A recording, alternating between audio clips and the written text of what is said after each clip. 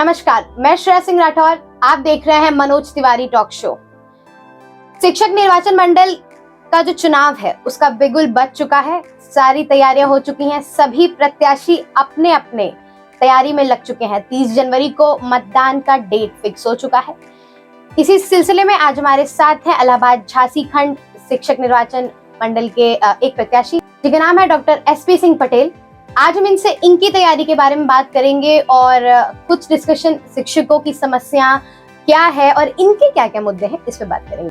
हमारे talk show में आपका बहुत बहुत स्वागत है सर। धन्यवाद। सबसे पहला सवाल मेरा आपसे ये होगा कि मतलब ये जो वित्तीय विहीन शिक्षकों की एक समस्या है जी, मतलब ये काफी समय से चली आ रही है। 1986 ये मामला काफी समय से चला आ रहा है, मगर इस पर मतलब एक होता है ना कि परमानेंट सोल्यूशन कोई नहीं निकाल रही। सरकार इस बात में ध्यान क्यों नहीं दे रही है?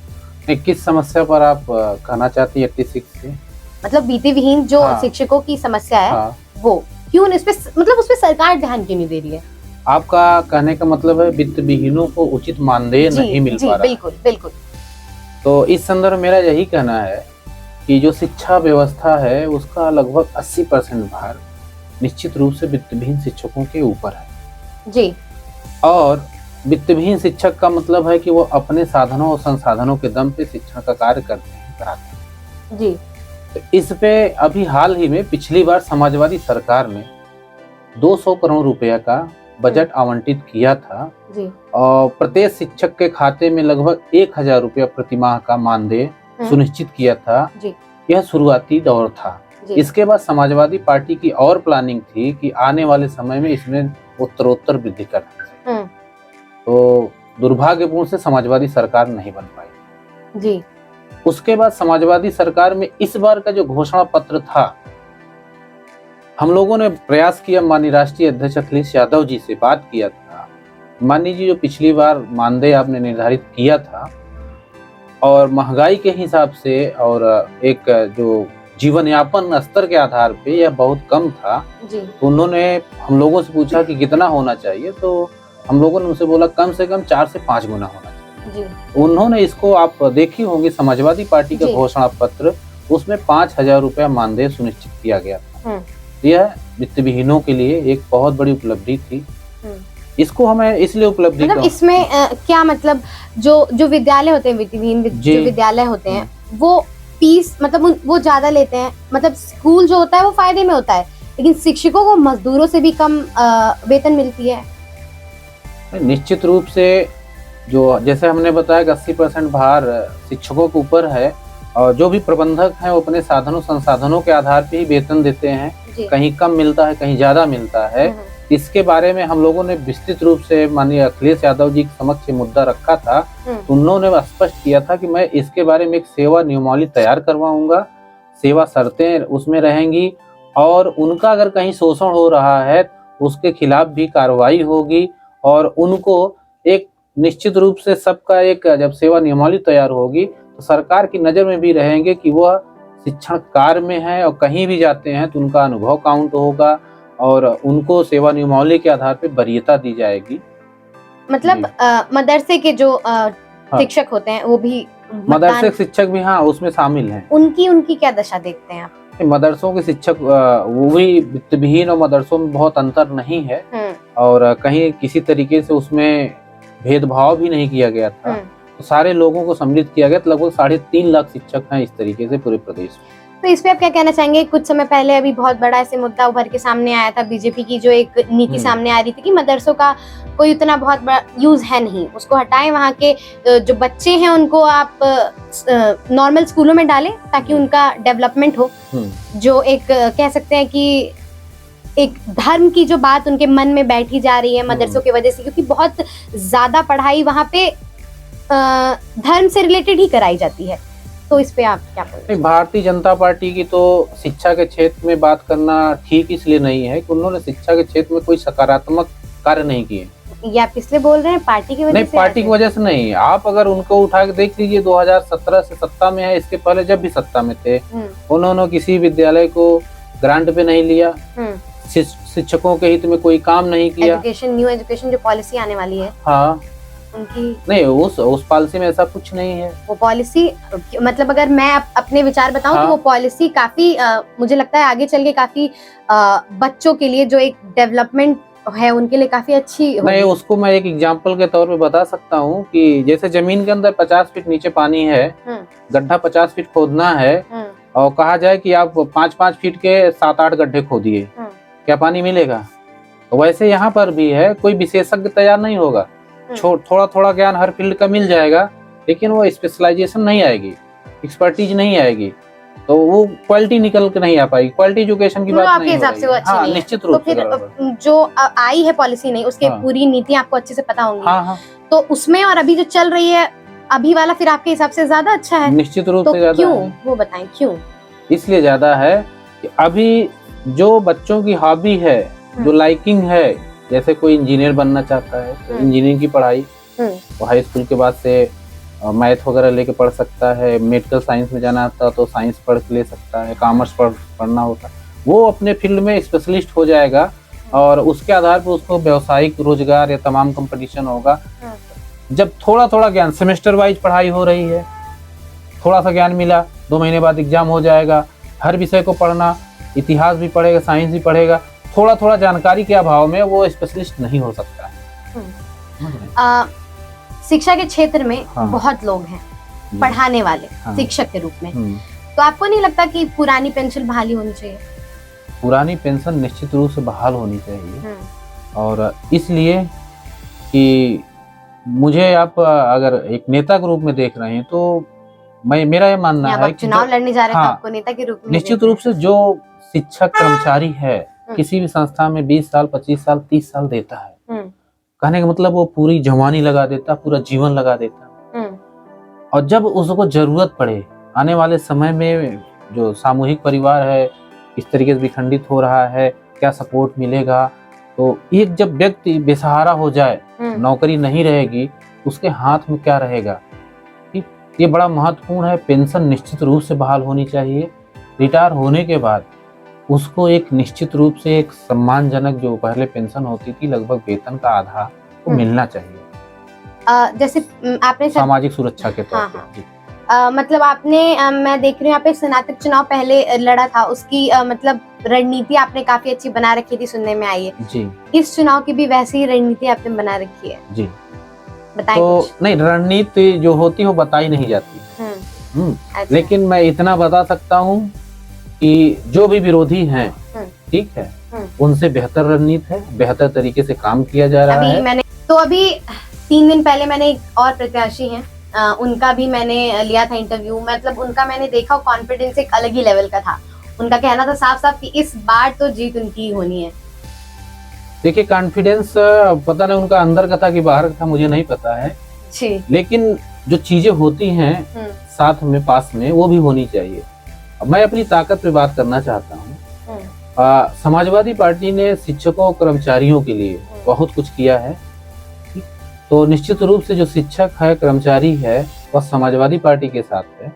तो मैं समाजवादी पार्टी का प्रतिनिधित्व कर रहा हूँ, मुझे एक जिम्मेदारी दी गई है, तो उस नाते मैं दावे के साथ कह रहा हूँ कि समाजवादी पार्टी के साथ 70 से 80% शिक्षक साथ में। अच्छा, इस चुनाव में 2 ऐसे मुख्य जो मुद्दे हैं बने हुए, एक वित्तविहीन वाला, माफ कीजिएगा, वित्तविहीन वाला जो मुद्दा है, और एक जो मुद्दा है पेंशन वाला। इन दोनों को छोड़ के और शिक्षकों की क्या समस्या है, क्या मुद्दे हैं जो आपके मुद्दों में आते हो? मैंने अपने घोषणा पत्र में, संकल्प पत्र में 15 मुद्दे रखे हैं। तो वित्तविहीनों का मानदेय हुआ, और पुरानी पेंशन के अलावा सेवानियमावली 3रे नंबर पे हमने रखा है। 4थे नंबर पे ट्रांसफर पॉलिसी। एडेड कॉलेज के जो अध्यापक हैं, इलाहाबाद का अध्यापक सहारनपुर पढ़ा है, सहारनपुर का अध्यापक इलाहाबाद पढ़ा है, एक दिन की छुट्टी वो यूज नहीं कर पाता है, परिवार के साथ नहीं रह पाता है।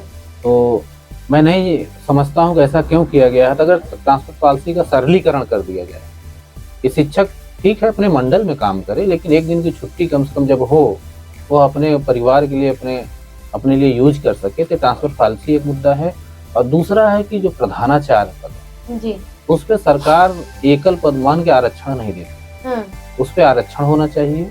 और दूसरा, उसमें लिखित परीक्षा भी होनी चाहिए। एक अनुभव के आधार पे सिलेक्ट कर लिया जाता है, और इरेगुलर है, 2013 की वैकेंसी अब क्लियर हो रही है। आप सोचिए कि अगर 9-9, 10-10 साल लग जाएगा किसी पद के सिलेक्शन में, तो वो कुछ लोग रिटायर हो गए हैं, कुछ लोग रिटायर होने के कगार पे हैं, 1 साल बचा, 6 महीना बचा है।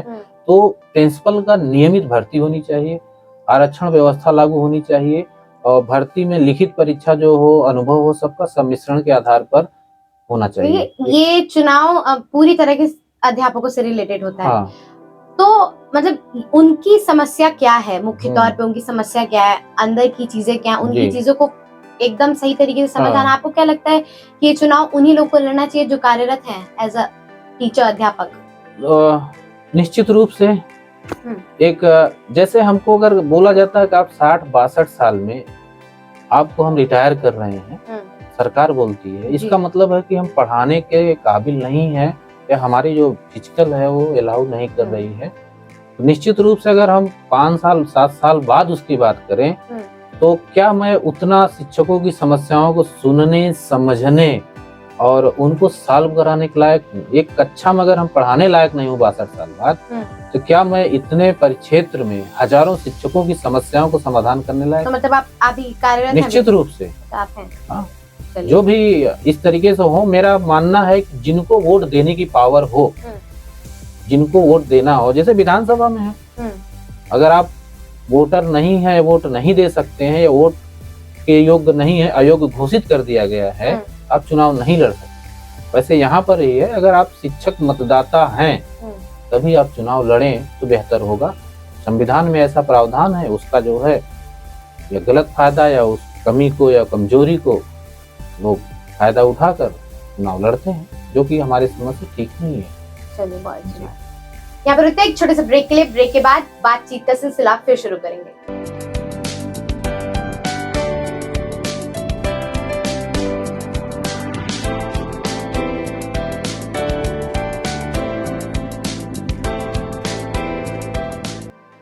नमस्कार, ब्रेक के बाद आपका स्वागत है। बातचीत का सिलसिला नेताजी से आगे बढ़ाते हैं। सर, अगला सवाल मेरा आपसे ये रहेगा कि मतलब जो अभी विधायक हैं वो पिछले 3 टर्म से विधायक हैं, तो उनके कार्यकाल से कितना संतुष्ट हैं आप?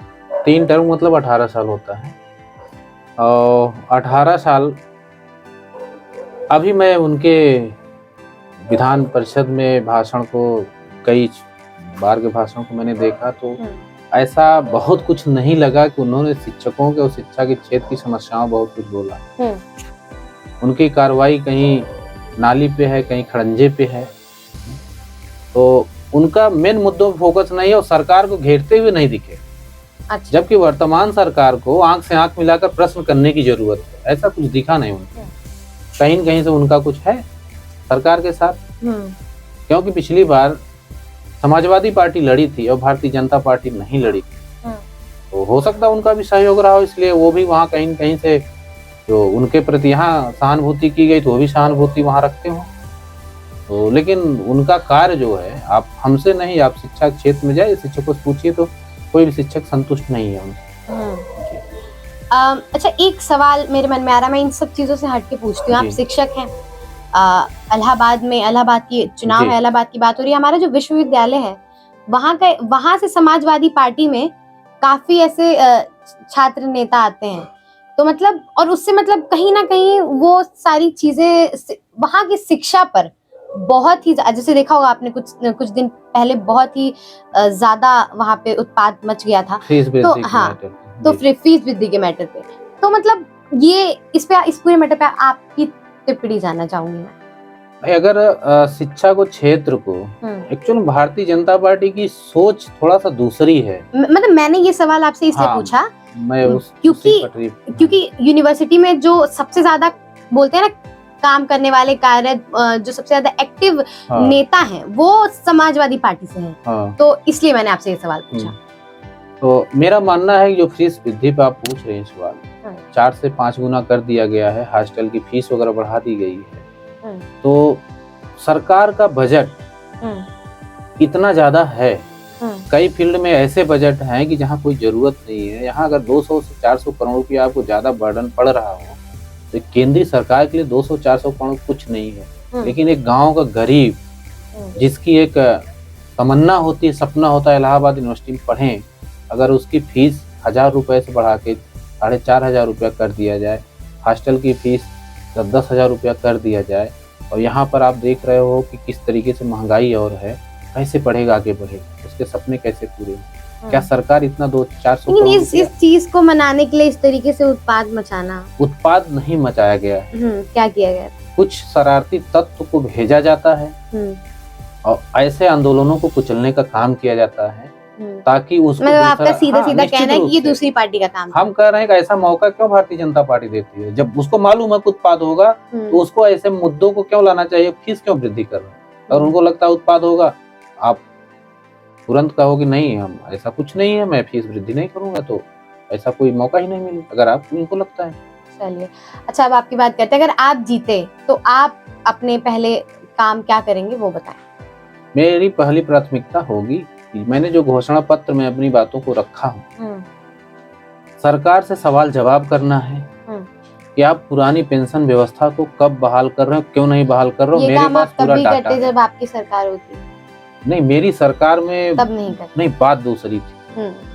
मेरे सामने भी ऐसे प्रश्न आए हैं कि आपकी जब सरकार थी तो उस समय क्यों नहीं ये सवाल आया। नहीं, ये तो सवाल रहता ही है, वो तो अगर आप चाहेंगे आप तब भी नहीं बोल पाएंगे, ये चीज नहीं, तो मैं इस पे आपको थोड़ा सा स्पष्ट करना चाहूँ कि ये पुरानी पेंशन जब समाप्त की गई, स्वर्गीय अटल बिहारी वाजपेयी जी प्राइम मिनिस्टर थे, उस समय भारतीय जनता पार्टी ने बड़ा प्रचार प्रसार किया कि पुरानी पेंशन व्यवस्था पर बहुत भार पड़ रहा है और नई पेंशन व्यवस्था कहीं न कहीं से शिक्षकों और कर्मचारियों के लिए बहुत हितैषी है, बहुत अच्छी है, क्योंकि सरकार इसमें अपने खाते से, अपनी जेब से 10% दे रही है। तो कोई चीज जब लागू होती है, जैसे किसानों के बिल के बारे में जबरदस्ती कर रहे थे, जीएसटी के बारे में जबरदस्ती कर रहे थे, नोटबंदी पे बहुत इन्होंने हिडोरा पीटा, लेकिन उसका एक समय होता है।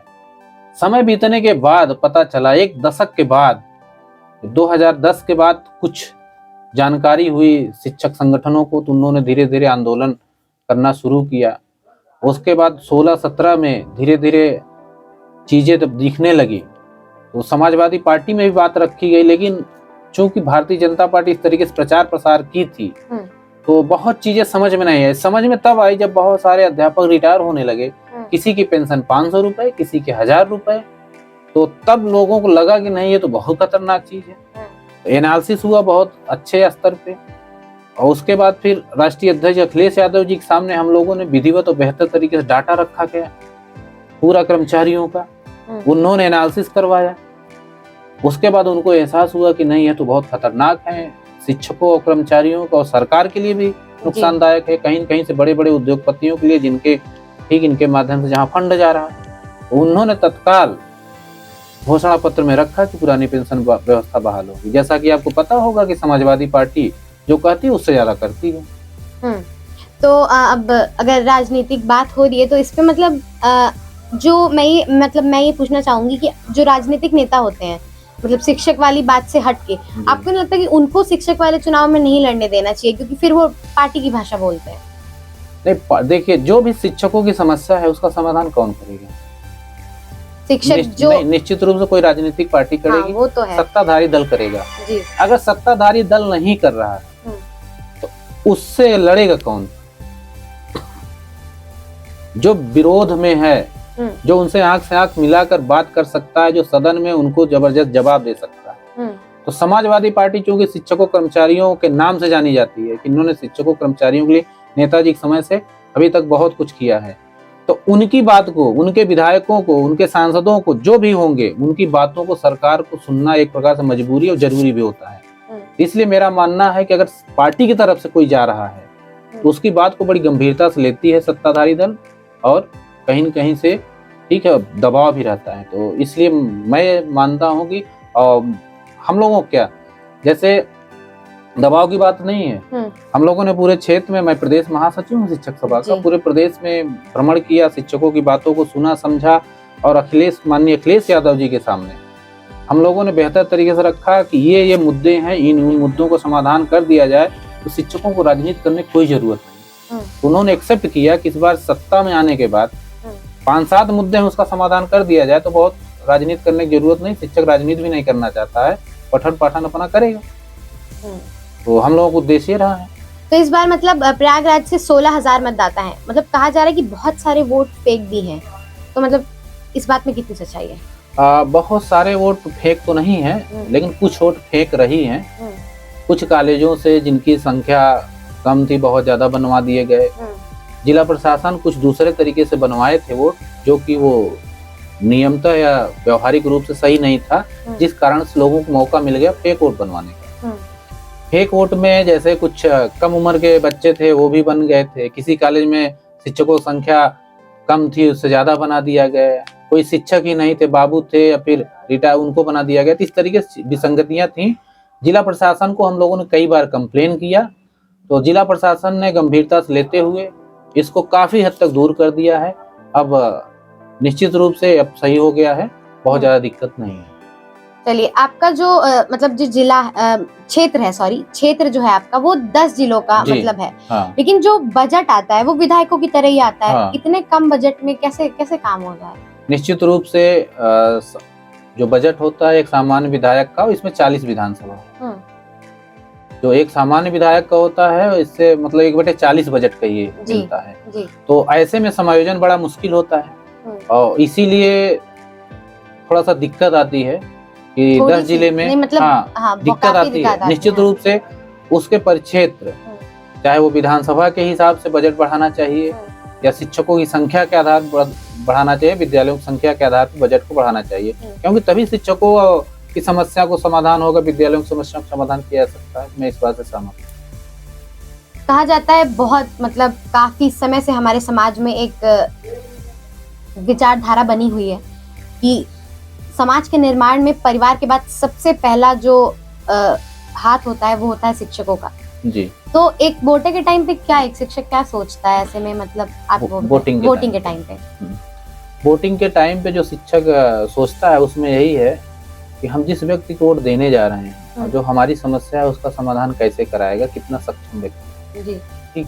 तो जो हमने अभी चर्चा किया, इन सब समस्याओं को समाधान कराने के लिए व्यक्ति और उसके साथ जो सपोर्टिंग पार्टी है या संगठन है वो कितना सक्षम है, यह जरूर ध्यान देता है। चलिए, अब आखिर में आप मतलब जो मतदाता हैं उनको क्या संदेश देना चाहते हैं? मैं यही मैसेज देना चाहता हूँ कि जितनी भी समस्याएं शिक्षकों की हैं उसका समाधान अंतः मन से करें अगर शिक्षक, तो कौन कर सकता है, इस पे गहन मंथन करेंगे। और समाजवादी पार्टी की तरफ से मैं इस बात से आश्वस्त करता हूं कि माननीय अखिलेश यादव जी ने इस बात की घोषणा की थी कि पुरानी पेंशन व्यवस्था बहाल होगी, शिक्षकों का उचित मानदेय वित्तविहीन को मिलेगा, सेवा पुस्तिका तैयार होगी, कैशलेस इलाज यह बहुत बड़ा मुद्दा था, इसका समाधान होगा, ट्रांसफर पॉलिसी का सरलीकरण, ऐसे बहुत सारे मुद्दे थे जिनके समाधान के माध्यम से मैं यही अपील करना चाहता हूं कि अगर हमको सहयोग समर्थन देते हैं तो हम लोग सरकार को सदन में तो घेरेंगे ही और सड़क पर भी शिक्षकों को लेकर उतरने का काम करेंगे और सरकार के ऊपर पूरा प्रेशर बनाएंगे। हमें उम्मीद है कि अधिकतर समस्याओं का समाधान सरकार को करना मजबूरी है। हमारे टॉक शो में आने के लिए आपका बहुत बहुत शुक्रिया। बहुत बहुत। जैसे कि आपने देखा, आज हमारे साथ थे एसपी सिंह पटेल जी, जिन्होंने अपनी नीतियां गिनाई और अपने क्या कैसा काम चल रहा है, उनके क्या क्या मुद्दे हैं, वो शिक्षकों की क्या समस्याएं देखते हैं, इसके बारे में बताया। अभी पहले भी मैंने जितने भी इंटरव्यूज लिए हैं इस चुनाव के प्रत्याशियों के, उनमें भी और इनमें भी काफी अच्छा कॉन्फिडेंस है। टक्कर का चुनाव रहेगा इस बार, देखते हैं, वो तो रिजल्ट परिणाम ही बताएगा कि क्या होने वाला है। देखते रहिए मनोज तिवारी टॉक शो। मैं हूँ श्रेया सिंह राठौर।